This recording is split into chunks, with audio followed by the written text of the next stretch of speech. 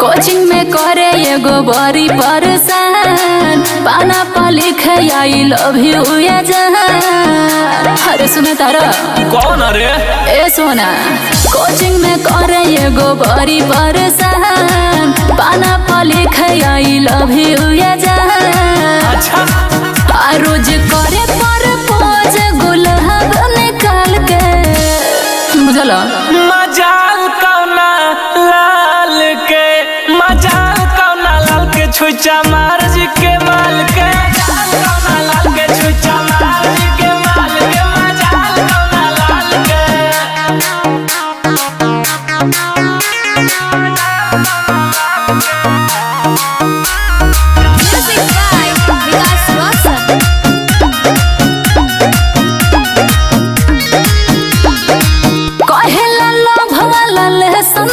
कट्टा दुपट्टा से निकाल के देखा दो।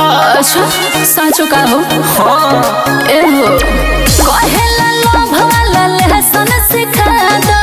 कट्टा दुपट्टा से निकाल के देखा दो। ए कहेला के दिल दे दो रखब संभाल के। का चाहता मजाल कौना लाल के मजाल कौना लाल के छुचा मार जी के माल के कौना लाल के छुचा मार जी के माल के मजाल कौना लाल के।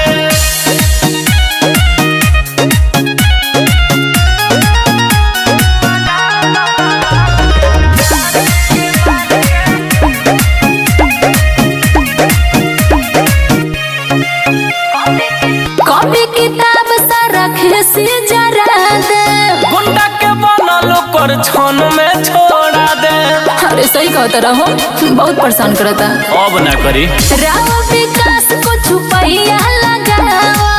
अब ओकर समैया बतावा कौना बच के